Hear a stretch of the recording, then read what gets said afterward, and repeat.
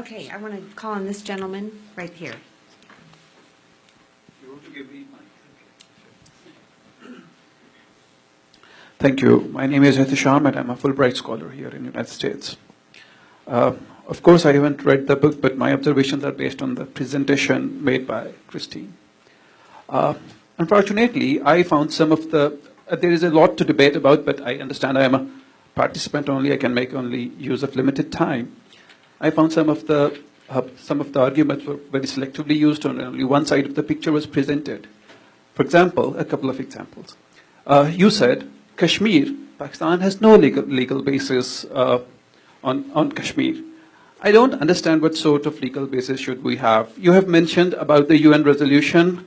You have mentioned that India went to a Security Council, and Security Council said that let the Kashmiris decide. Let us have a plebiscite there.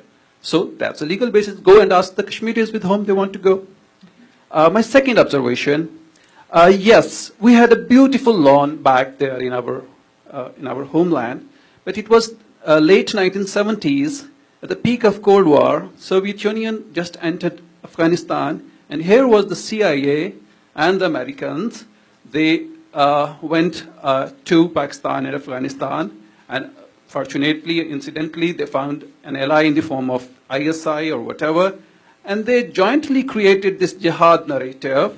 Kashmir is not the only thing which is behind those groups which you are calling the jihadis and terrorists.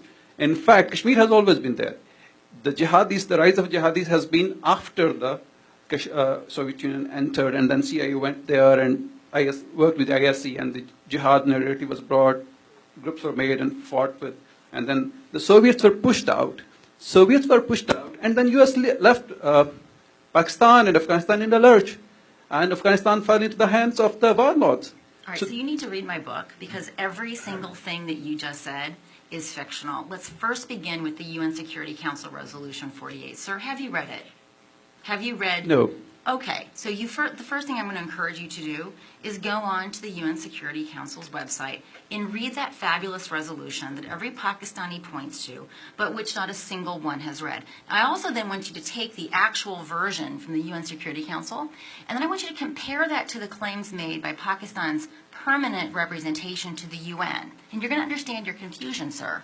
So the resolution is actually very clear. There are 3 steps. They were sequential and they were conditional. The very first step was that Pakistan was supposed to demilitarize to the satisfaction of this UN body that was to be established.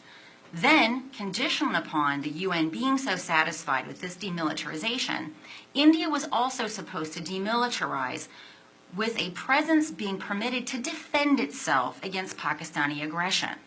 The third, having both of those 2 steps taken place to the satisfaction in sequence to this preferences of the UN, then the plebiscite would be held. So all those Pakistanis that are so upset about the plebiscite that never happened, they have their own government to blame, because Pakistan never fulfilled the first necessary but insufficient condition.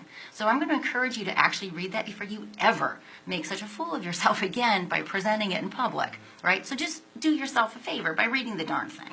Second, I want you to also learn a little bit about your country's Afghanistan policy. Sir, do you know that it was Zulfikar Ali Bhutto that began the ISI cell in Afghanistan? That in fact it was Zulfikar Ali Bhutto who began setting up what became the 7 donkeys before the Soviet Union even crossed the Amu Darya. Did you know this, sir? No. I want you to answer my question. Did you know this, sir? No. Okay, so this idea that somehow the United States used Pakistan in some sort of some sort of effort to dispel the Soviets is completely an incorrect reading of your own history. Zulfikar Ali Bhutto, after King Zahir Shah was ousted, and Dowd came to power and began implementing pro-Soviet policies, driving the Islamists into Iran and Pakistan respectively, Zulfikar set up an ISI cell so that he could then use those disenchanted, disenfranchised Islamists to become vectors of Pakistan's policy in Afghanistan.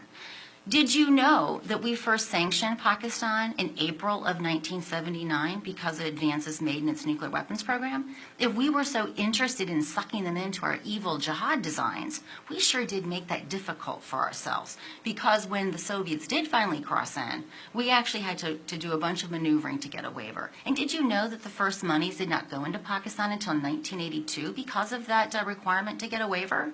So before you go and you blame the United States for using and abusing poor Pakistan, you should familiarize yourself with your own history, because in fact Pakistan had been instrumentalizing Islamists long before the Americans even knew what an Islamist was. Now, going to your next point about the Americans just leaving Pakistan high and dry. Well, this comes to, and Steve Cohen is here. I'd like to hear him talk about this. Let's talk about their Pressler Amendment. Right? The Pressler Amendment was actually designed so that Pakistan could continue proliferating while we continued arming you, right? Because we'd first sanctioned you in April '79. Everyone understood the name of this game. When we withdrew in 1990, we withdrew. Pakistan, however, continued mucking around with the Islamists. So this idea that the jihad today are the Taliban of today and Al-Qaeda, this is also a really grotesque and empirical error that I don't quite frankly expect from a Fulbright student. So I'm happy to have more exchanges with you, but I think you should read my book, because everything that you said is a highly stylized retelling that you get from Pakistani media in your curriculum.